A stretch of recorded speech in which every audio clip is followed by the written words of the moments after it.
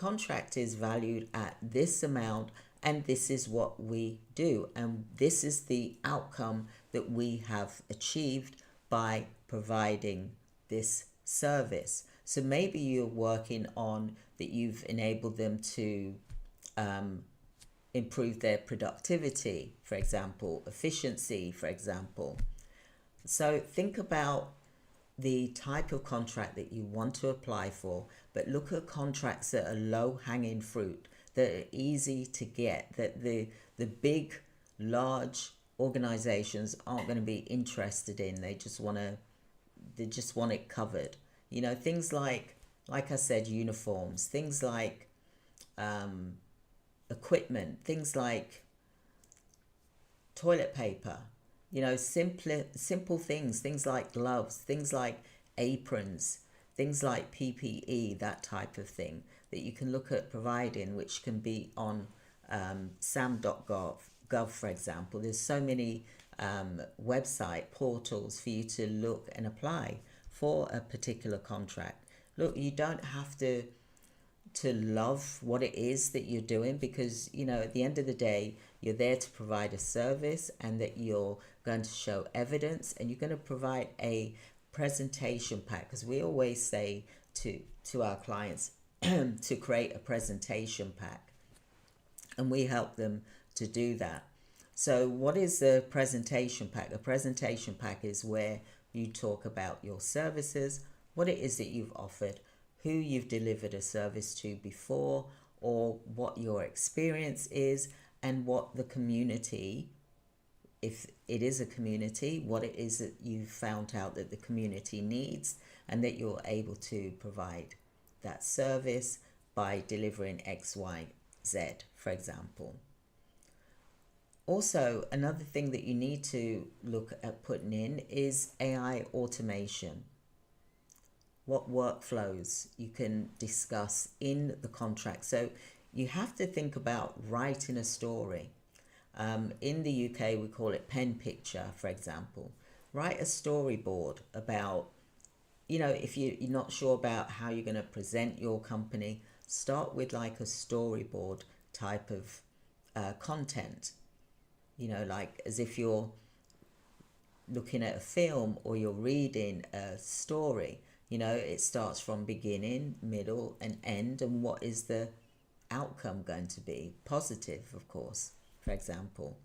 Unless it depends who it is that you're delivering the service to, for example. But even if it's to do with quality of life, then you've provided that person with dignity, respect, and you've given them the freedom of choice to be at home, for example, to live their last days with their loved ones and family, for example. Okay, so what is it that you're going to be offering? Okay, if you're looking at providing mental health and wellness support, then talk about that, because, you know, at the end of the day, we're going through a lot of stuff right now. There's a lot of uncertainty going on right now. So maybe this could be needed. Well, it is needed anyway. For example, in the public health services, for example. Yeah, so think about what it is that you can provide. Maybe you could provide compliance training, for example. HIPAA audits, for example. What about looking at building local and state level relationships, for example? So by doing this, you can see if what events are going to be coming up shortly that you can attend. And I know that there's been a lot of cutbacks. There's been a lot of layoffs in the government organization. We're seeing it, you know, in America, for example. But there are still some staff there, for example, that you can try and build a connection with. Okay, so think about what the state needs procurement wise. Check their portals out. Go to your local state and see what they need, because there's opportunities. They're still open. they haven't closed everything. There's still things that are open. So go and look and see what is available in your locality. And then you want to register your business for doing work with them contract-wise. And there's sam.gov, which some of you know of and some of you may not. So register on systems for the award. You can check out the award management like SAM, for example, to bid on federal contracts. See who's got the contracts that's still valid, for example, and build a relationship up with them. I would focus on subcontracts right now with organizations that do have those contracts, because you're the subcontractor, for example, and they've got a large contract. They need you as well, for example. And if you're working in alignment and that you can offer greater value than what they would anticipate, for example, then that is a win-win situation, for example. So think about this. Subcontracting, if you imagine if you had, say, a list of 20 companies that have got these contracts, and then you want to subcontract with them, like be the middleman type of thing, then you can look at approaching all of those 20 people, for example, and even if you get 5 of those contracts that you're serving in the year, that is a win-win situation. So I would also look at that as well. So you've got contracts which are lower value contracts, but you've also got organizations that have got large contracts that you can look at subcontracting with. Okay, I hope that makes sense. Helping with administration, helping with efficiency, audits, compliance, all of these things. So consider general administration, for example. Think about what contracts are out there at the moment that you can help an organization with. Then what you want to look at is your marketing strategy and your proposal strategy.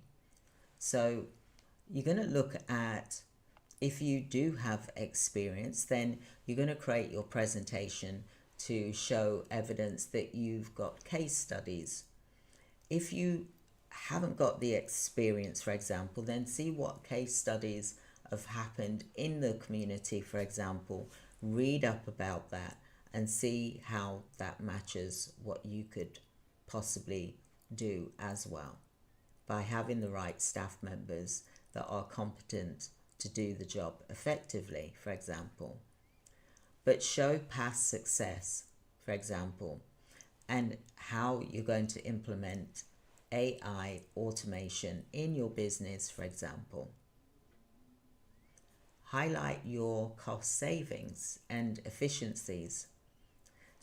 So many small contracts go to businesses that can provide affordable, scalable, and efficient solutions. So you want to keep your proposals very simple, for example. Just drink my tea.